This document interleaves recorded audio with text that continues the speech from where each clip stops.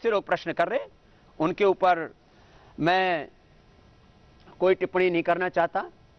हाँ, जरूर कुछ लोग खुश हो रहे होंगे कि आयुष मंत्रालय ने कहा कि कोविड मैनेजमेंट के लिए पतंजलि ने काम किया, उसको हम अप्रोप्रिएट कह रहे हैं।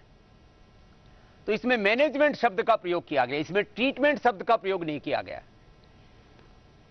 अब ये मेडिकल टर्मिनोलॉजी है, मैं इसकी बारीकियों के साथ उनके साथ बात कर सकता हूं जो मेडिकल के एक्सपर्ट्स हैं, लेकिन शब्दों के मायाजाल में, शब्दों के भ्रमजाल में हम आयुर्वेद का सत्य ना तो दबने देंगे, ना उसको हम मिटने देंगे। अभी तक हमने कार्य किया है, आगे भी करते रहेंगे। आदरणीय हमारे मोदी जी, जो हमारे देश के यशस्वी प्रधानमंत्री हैं, उन्होंने आकर के पतंजलि रिसर्च सेंटर का जब उद्घाटन किया था तब एक बात कही थी, स्वामी जी हम आयुर्वेद को एविडेंस बेस्ड मेडिसिनल सिस्टम के रूप में देश में खड़ा करना चाहते हैं। इसमें पीआरआई की एक बड़ी भूमिका मैं देखना चाहता हूं कि एविडेंस बेस्ड मेडिसिन के तौर पर आयुर्वेद की औषधियों को हम स्थापित कर पाएं। अभी तक पूरी दुनिया में आयुर्वेद को लोग, भारत में तो फिर भी उनको मेडिसिन का दर्जा दिया है, ड्रग का दर्जा मिला हुआ है कि यह आयुर्वेदिक ड्रग है, ये यूनानी ड्रग है, ऐसे करके। लेकिन दुनिया उनको खाली फूड सप्लीमेंट कह करके पुकारती है। अभी तो एक स्वासारी को, एक कोरोनिल को, इनको ही हम एक एविडेंस बेस्ड मेडिसिन के तौर पर उनको क्लिनिकल कंट्रोल ट्रायल का प्रोसीजर फॉलो करते हुए एक ड्रग के तौर पर हम प्रस्तुत कर रहे हैं।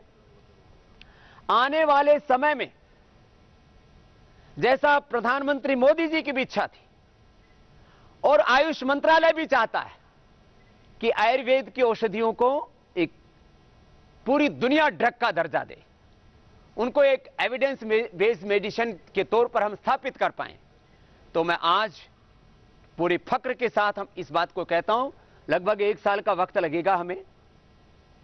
एक महीने में, 2 महीने में आपको हम खुशखबरी देते रहेंगे कि हमने क्लिनिकल कंट्रोल ट्रायल के 4था चरण भी पूरा कर लिया है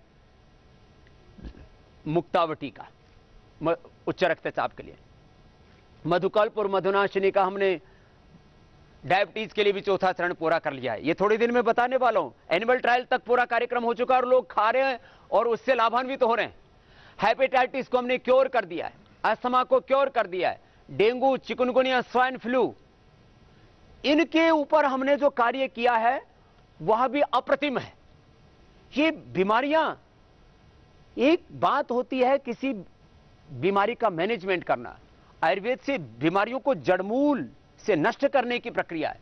उन एकदम निरापद औषधि है जिनका कोई साइड इफेक्ट नहीं, कोई कॉम्प्लिकेशंस नहीं है। आयुर्वेद के बारे में 3 और भ्रम फैलाए जाते हैं, इनके अंदर मेटल्स होते हैं, लीवर किडनी खराब हो जाते हैं, नर्वस सिस्टम डैमेज हो जाता है। तो यह एक भ्रांति हमने दूर की है। और ये जो आपको मैं औषधियां बता रहा हूं, इसमें किसी भी प्रकार की कोई मेटेलिक चीजें नहीं है, कोई मेटेलिक भस्म नहीं है। दूसरी बात, इनका देर से असर होता है। अब 3-3 दिन में असर हो गया तो लोग परेशान हैं।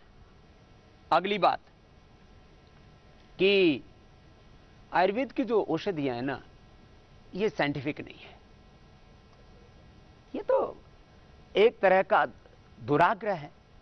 भगवान करे इन सब की ये दुराग्रह पूर्ण बुद्धि ठीक हो, ये हम प्रार्थना करते हैं। और इतना ही मैं निवेदन करता हूं कि अभी